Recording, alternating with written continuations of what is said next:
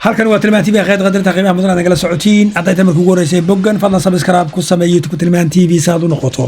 ruuxa ugu horeeya ee la socda wararka warbixinaya waraysiga markuu sameeyay mahad war degdeg ah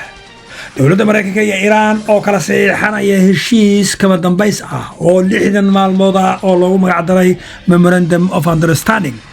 لأنك معلومات أيها لقوا هذا دونا arrimaha nuclear-ka iyo waxyaabo badan haddaba heshiiskan hordhaca ay kala saxiixdeen Iran iyo wadanka Mareykanka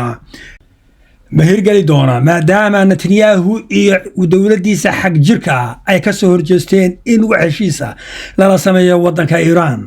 iyagoo qorsheynayay in ciidamada Mareykanka ee jooga bariga dhexe oo gaaraya ilaa iyo 50,000 ay galaan wadanka Iran oo ground invasion ama wadanka lagu qabto lug taasina ma suuragali karto Iran oo haysata 1 milyan oo ciidan oo naftii horayaal ah ayaa Mareykanka uu dib u istaagay haddaba heshiiskan ay kala saxiixdeen Mareykanka iyo Iran muxuu ku saabsan yahay waan idin dulmarayaa sida aniga aragtidayda number 1 heshiiskani wuxuu dhigayaa in mariga Hormuz oo ah marin aad muhiim u ah mudana xidhnaa labada dhinacba oo dhinacna waxa xiray Iiraaniinta dhinacna waxa blogaray Mareykanka oo dhamaanba dekadaha Iran ee ka soo baxaya gaaska iyo saliidda halka blockade lagu sameeyay ayaa la furaya soo marka horeba furnaa dagaalada inta bilaabay heshiiskan ayaa waxa qayb ka yahay in la joojiyo dhamaanba dagaalada ka socda aagaas oo Iiraaniyiintu ay shuruud ka dhigeen in la joojiyo dagaalka ay Yahuuddu ku qaaday wadanka Lebanon oo ay Yahuuddu gudaha u gashay qaybo ka mid ah Lebanon oo magaalooyin ay qabsatay halkaas oo ay ka qaxisay ilaa iyo dad gaaraya 1 milyan oo ruux ilaa iyo 3,000 oo ruuxna ay dileen ilaa iyo haddana ay wadaan duqeymihii Iran ayaa ku xidhay shuruud in la joojiyo dagaalkaas laakiin Netanyahu waa diiday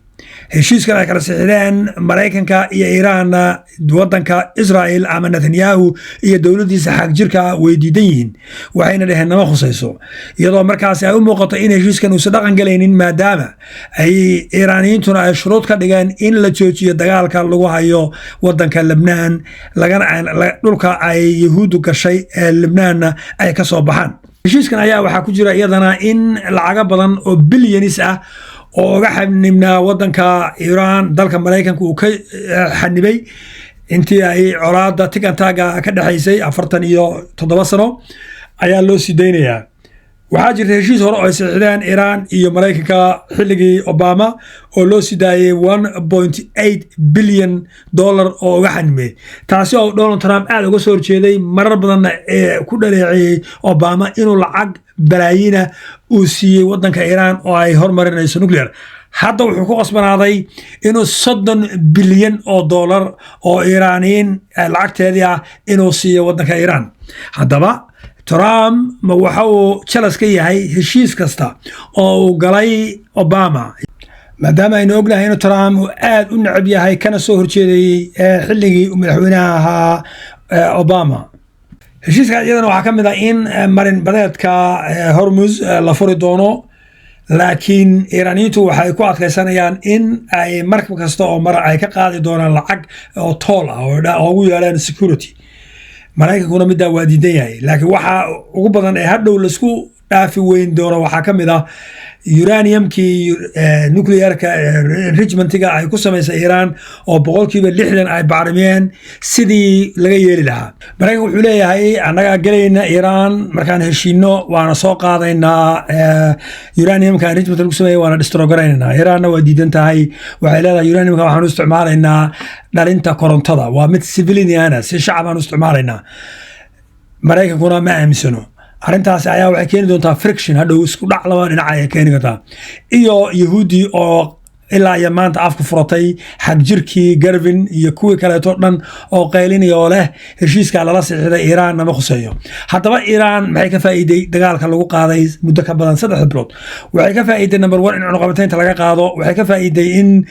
dagaalkii uu istaago waxay ka faa'iiday in lacag balaayiina oo uga xidhnaa dhinacan iyo Mareykanka loo soo daayo waxay ka faa'iideen in muxuu ah awoodii Iran la arkay oo aan mar dambe lagu soo khaldamaynin maadaama Iran ay dagaalantay tustayna in aan si sahal ah sida Venezuela aan loo afgambin karin waxa kaloo Iran ka faa'iiday xukunkeedii waxaa kaloo Iiraan ay ka faa'iiday dowladeedii lalahaa waan bedelaynaa dhammaanba maamulka Iiraan iyo dowladda wali waa sidiisii waxaa kaloo iyadana sii xogeystay oo halkoodii jooga ciidamada RCG la yiraahdo ciidamada Revolutionary Guard ee Iiraan oo awoodoodii wali haysta waxaa kaloo laga qaadayaa cunaqabatayntii saarneyd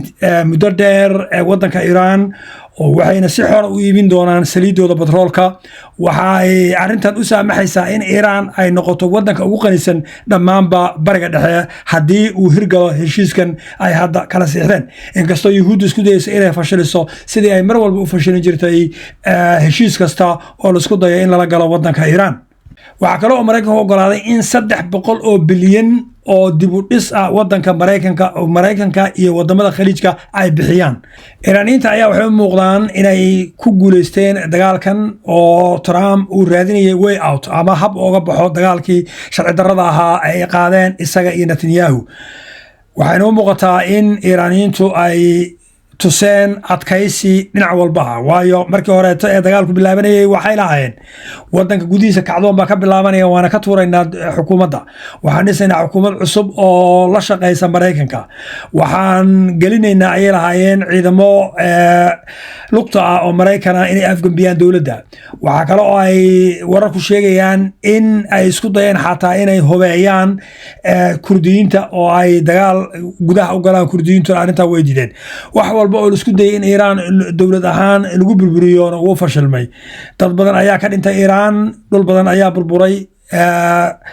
Ali Khamenei oo 80 jir ah waa la dilay dad badan waa dhinteen laakiin waxay tuseen caalamka in aynan ahayn dad si sahal ah loo jabin karo isla markaasina la kala qaybin karo dadkooda war kale ayaa sheegay iyagana in United Arab Emirates ay Iiraaniyiinta lacag siiyeen xilligii dagaalku socday oo ay ka codsadeen inay joojiyaan Iiraaniyiintu droonka iyo plastic missile-ka ay ku garaacayaan Imaaraadka Carabta halkaad warka kala socotiin waa warbaahinta Tilmaan TV fadlan gala YouTube Tilmaan TV hana kala bakhaylin inaad siiso subscribe naga follow garee TikTok-ga YouTube-ka iyo Facebook mahadsanidin Breaking news. You are watching Tilmaan TV.